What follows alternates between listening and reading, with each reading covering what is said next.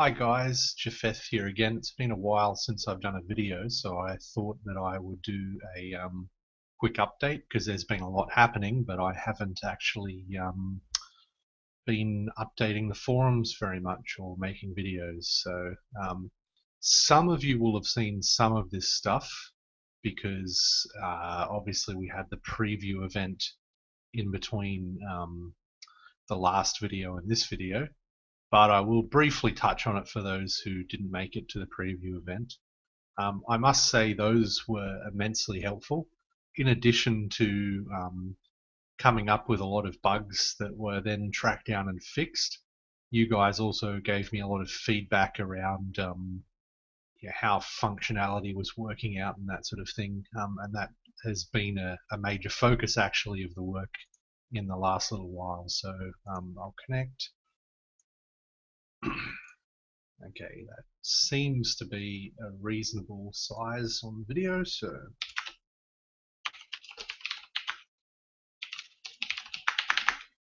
alright, first thing you'll see is that the main menu has changed.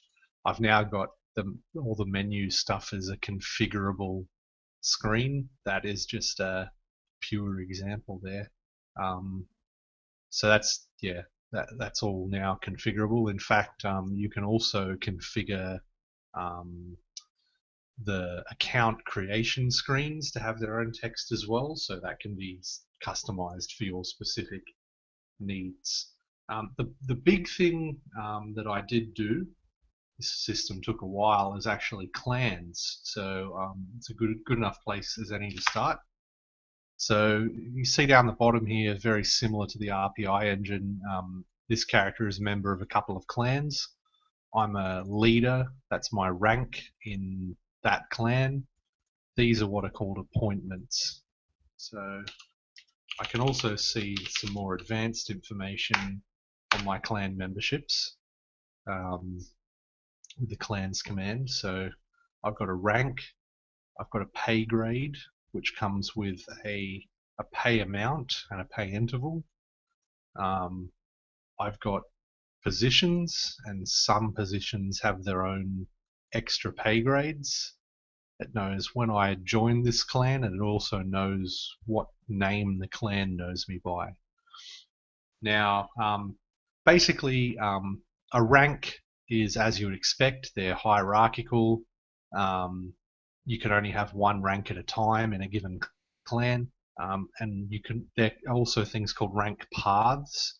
So, for instance, you see here the colonel is a commissioned rank, so its path is the commissioned path. There's also an enlisted path and I think I made a warrant officer path in that clan.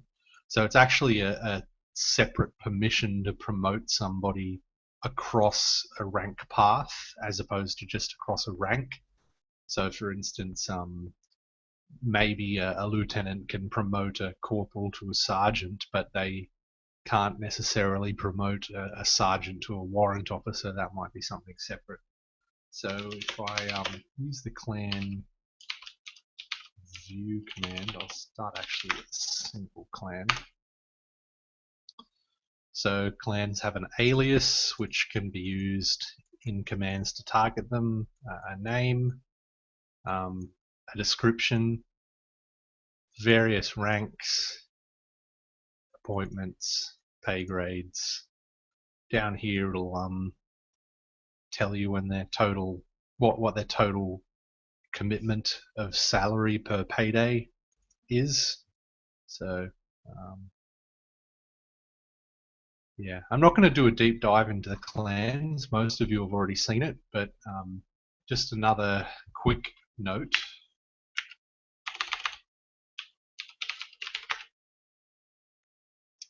So this is a much more complicated clan.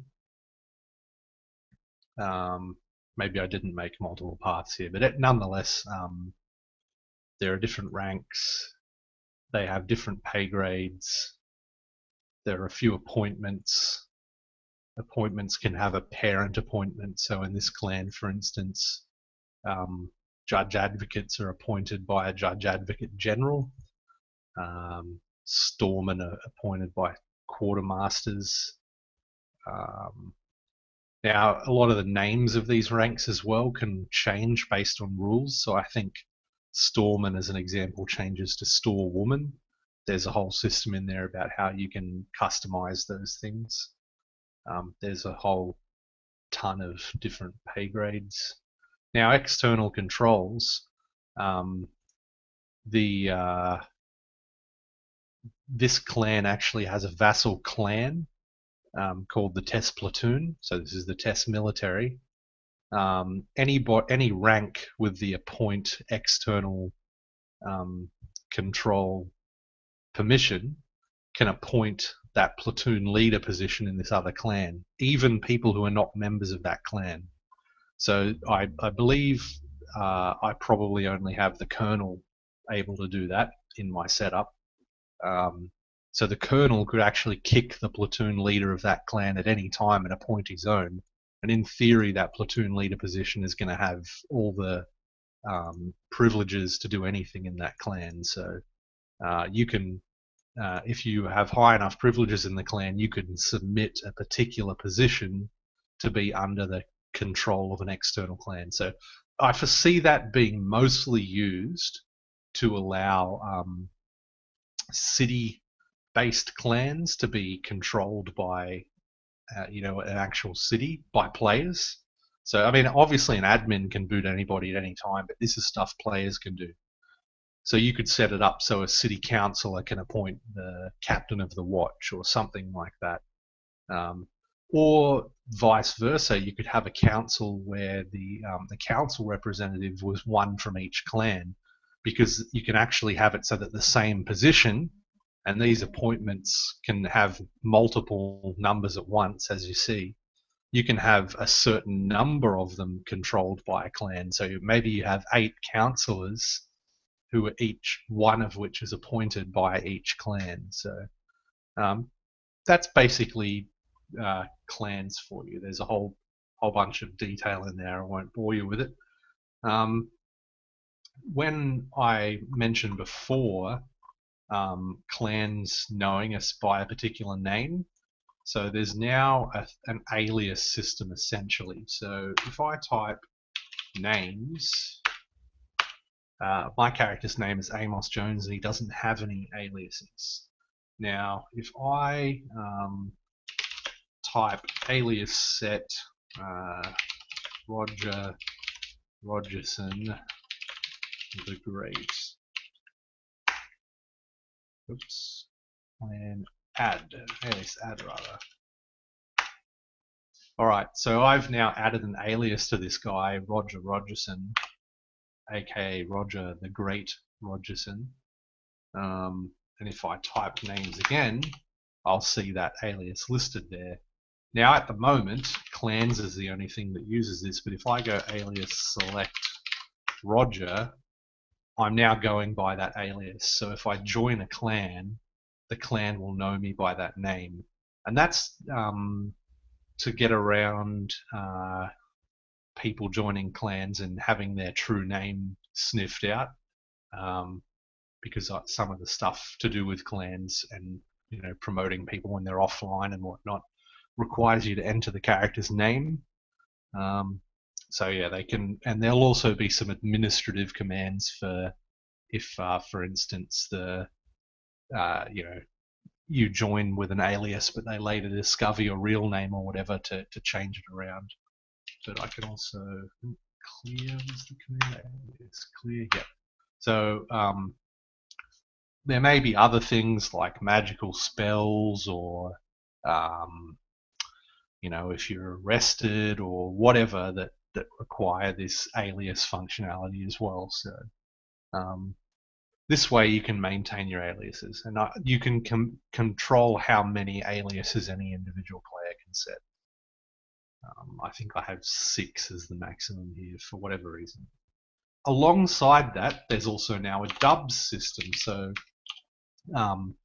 in the RPI engine, you could target anybody by their actual name. Their name was always a keyword.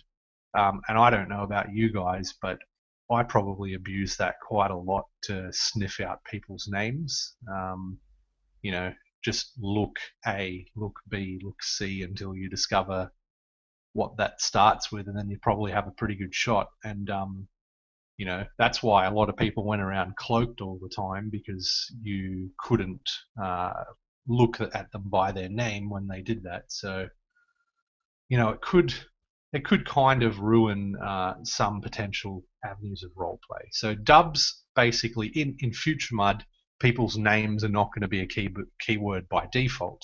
Their short description is their keywords, essentially, by default, and it's their short description how you see them as well. We've touched on that before. But dubs allows you to handily add keywords to people. So I'm just going to enter the tavern here. So I think I already have dubs with these two guys. So you've got short, obese, bald man. He is actually, yeah, I do already. So if I type dubs, I can see I've actually dubbed him Winston. So I can do look Winston and look at him. His description's a bit stuffed up at the moment, but anyway. Also, the other guy I have done as Daniel, and these keywords support they're just standard keywords. So say you had 3 or 4 Daniels, you could do like look 3.Daniel if there were 3 of them in the room. Now, another interesting thing is that this works with objects as well. So if I draw a sword here, and I can dub my sword Betsy, I'll make it Betty because I don't know how to spell Betsy. So now I can actually use that as a keyword for my sword. So, that's pretty handy in some instances. If you had a particular object, I can think of some uses for that, like in Armageddon, for instance, if you had some magically enchanted items as what are they called? Nalazi, the void type mages that cast some sort of mark on items. You could give dubs to the individual items so that it was much easier to deal with them in your inventory. You may have similar sorts of setups in your own MUD where it's handy to do that. You could also, in this case, I could dub my sheath, Betty sheath. So then in the future, I could type sheath Betty sheath, and make sure it actually goes to the right sheath. Don't know why the sheath command is not picking up the keyword. That's a bug to look into, I suppose. Almost got away with none. Anyway, that's dubs. I've done a lot of work on general admin commands that were quite lacking. Things like, for instance, a users command that shows you everyone who's connected to the MUD. Doesn't currently have a whole lot of information there, but it shows everybody who's connected. And there was also a where command in SOI, which showed you just players that were characters that were logged in, where they were, and that sort of stuff. Haven't yet decided exactly what I'm going to do with that. I might get rid of the description. It takes up quite a lot of room.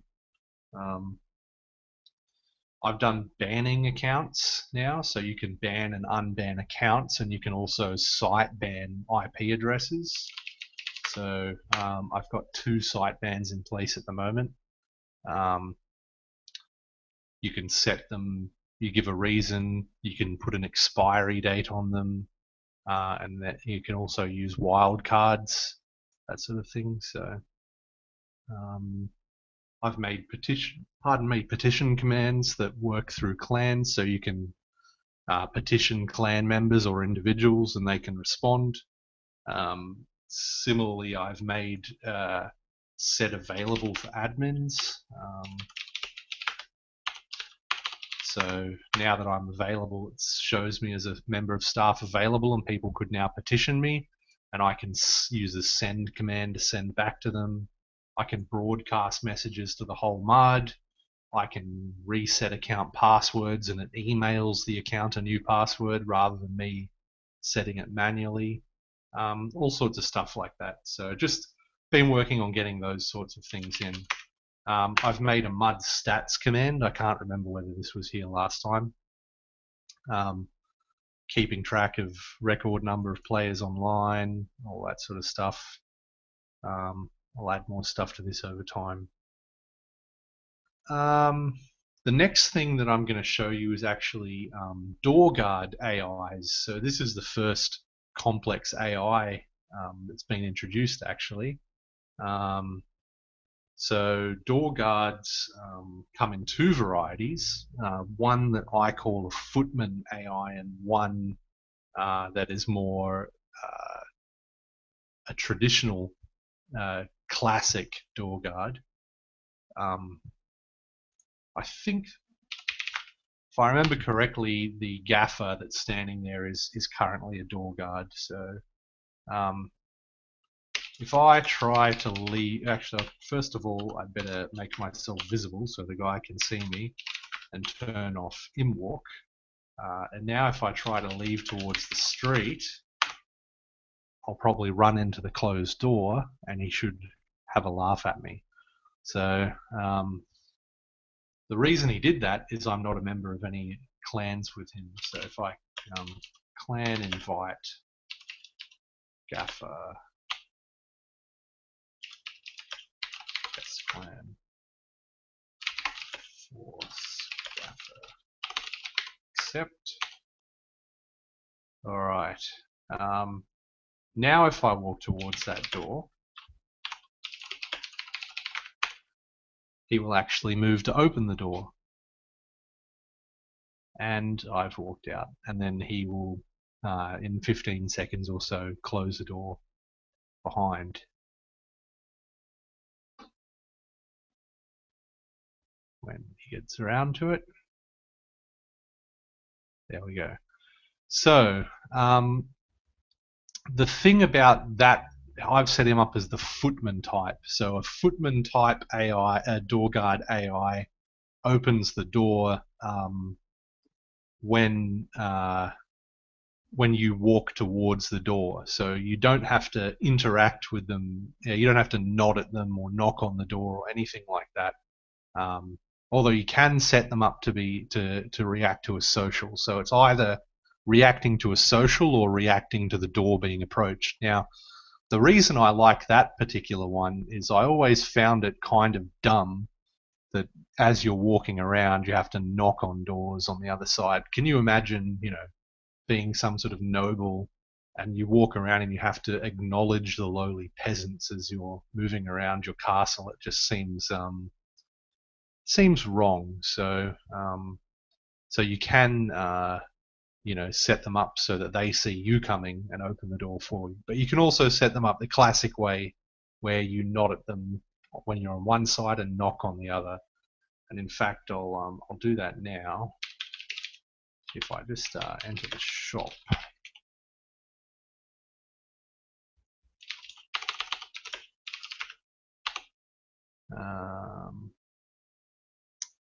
The door guard, NPC load 5. All right, the tanned brute. He is a door guard. Now, actually, I have to force him to go into door guard mode first of all. So the reason I did that is so that you could have, say, hireable NPCs that can be set to be door guards, and then the players can order them to start guarding a particular door and stop at will. So you could maybe set up more complex AI or whatever as well. Anyway, he's currently set up as a door guard. So if I close the door and I start walking towards it, he should similarly, so he's got a different emote, and I'll show you how these are all set up in a minute. But he basically tells me that I'm not allowed in. And if I was to go to the street and knock on the shop, he'll shout back and tell me that I'm not allowed in as well. So what was that? 14.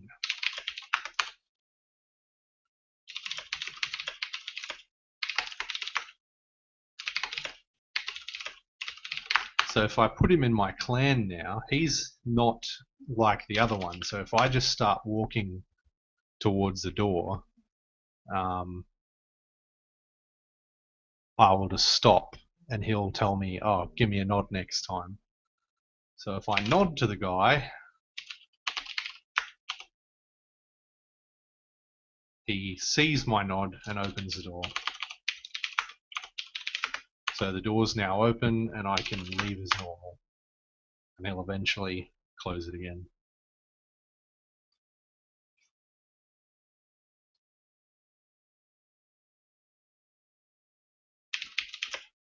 And I can knock on the door too, and he'll open it. Alright, so how that's all accomplished, it's actually customizable. So I've set up two example AIs, just launching my builder tool.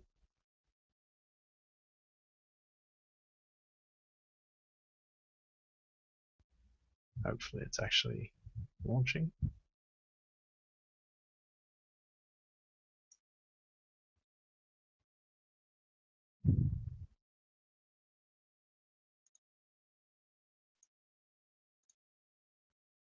Alright, I may actually have to shut down the MUD to launch this, just because of the debugger. Anyway, it's okay because I'm not doing anything important, so I'll launch that now.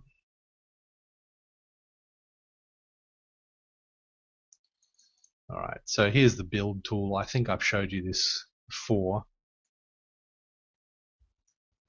So here's a whole bunch of progs. Now, I've got a whole bunch of door guard ones here.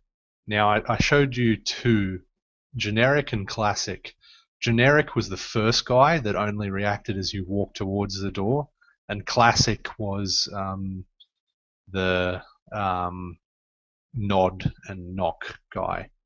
Now, the AIs are actually separate, but some of their behavior comes from progs. So for instance, this program here is the program that is supplied to see whether or not he'll open the door. So it passes in the door guard as a character, the person moving as a character, and the exit they're trying to move through. In this particular case, I'm just looking to see, using this function here, is clan brother, just making sure that they're part of the same clan. But you could have a specific AI that maybe it's guarding the king's reception chambers, and there's some complicated prog that's checking whether the person has an appointment and whether they're allowed in and that sort of stuff. You could do all of that because you can just slot a prog in. That's not a problem. Similarly, there's the delay prog for how quick they react. I just put that in so you can kind of simulate the fact that it's not instantaneous. It just looks a little bit better than all the text happens on the same time as they input their stuff. Similarly, how long until they close it. What happens when they can't or they won't open it for them? No, sorry, in this case when they can't. So if they want to open the door but say it's locked and they can't figure out how to open it, this is what they'll do. I've also got a function that I made called best keyword, which means it'll actually work out. You can use commands forcing the door guard to do something, and best keyword will actually work out the correct keyword to target that person. So it's pretty handy.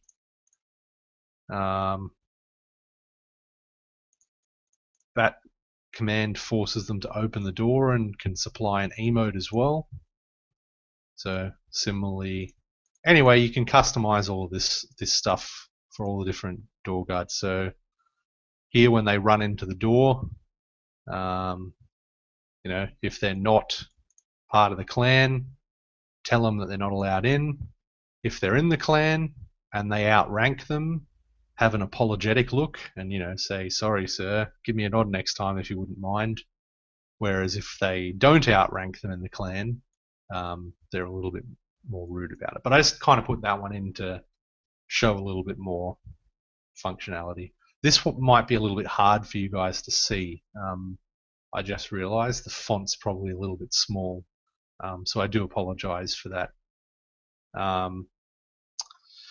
Anyway, that's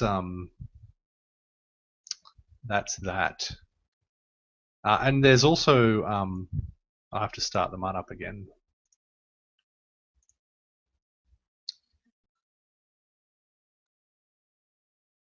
Yeah, so anyway, that's the first sort of complex AI behavior that I put in. We'll probably start working on some more now that we have the system in place. But they're all kind of customizable because you can slot in the logic behind them like that and control how they actually react to things, and that's the approach we're taking. So yeah, if you type socials, it actually shows you what socials the person knows. These are soft coded, you put them in the database. Nod is just a social, and there's an AI event to respond to a particular social, which is how I did the nodding at the person. Anyway, I've defined a couple of them. You can have it so that they can be used with no target, so you could just nod with one target, so you can nod man. You can do multi-targets, so nod man and two dot, well actually it's a gaffer. So you notice there's a slightly separate form there, and you can nod in a direction. So I could nod street. So I nod towards the street. Anyway, and you can also control whether that admin stuff, one is only admins see that. So that was just an example of how they can be restricted. So if I go mortal,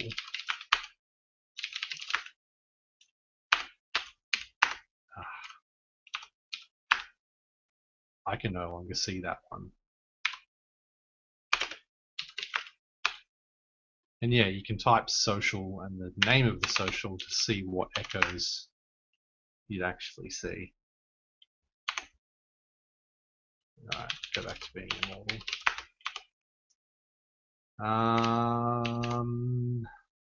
Okay, light model is probably the next thing. Now, let's see what we've got here. So first of all, there's a survey command. It gives you some information about your surroundings. So for this, I can tell that the terrain here is indoors. That's the terrain type. Now this is it's outsideness, so it's actually an indoors location, but it has a view of the outside. So this is similar to the RPI engine functionality set window. So indoors with view of outside, for instance, you wouldn't get rained on because it's indoors, and if it was raining, it wouldn't hit you. But you've got a view of the outside, so you can actually see the position of the sun and you can see the weather. There's indoors without a view of the outside, which would be, further indoors. You can't see the weather, you can't see what's going on outside, and of course there's outdoors. Terrains themselves give a difficulty to hide in them, and a base difficulty to spot things. So it's always at least that hard to spot things in that terrain. And then there's light levels. So only the admins see the actual lux level of illumination.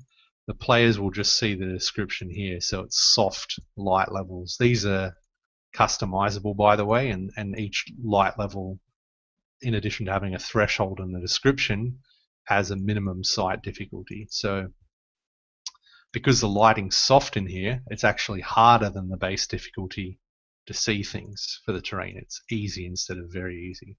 And that's to do with noise profile.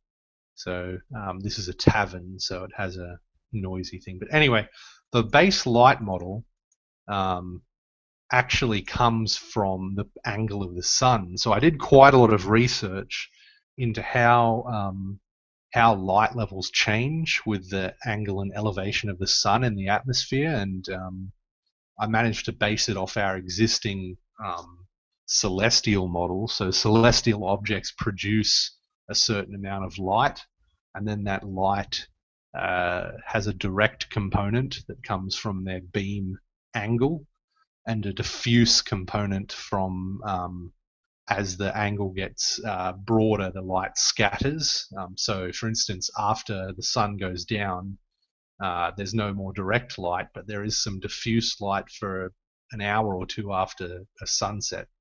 And I've done some pretty extensive testing, and the model actually works pretty much like the real world does. The light levels are very similar. So I'm pretty confident that's all working. So you can change a few of the parameters around that, how bright your sun is or your other celestial objects, a little bit of the variables of your atmospheric conditions. However, I must say, if you play with them too much, it won't work very well. There's surprisingly little information about light levels in completely alien atmospheres out there. So without deriving it all from first principles, I had to rely on a little bit of empirical formulas, which means a few magic numbers. So any atmosphere that behaves like Earth's atmosphere will be reasonably okay. And I may add different ones in the future if I find information. Rooms can have a light level as well, so I think most of that 150 lux actually comes from the base lighting of this room. So this particular room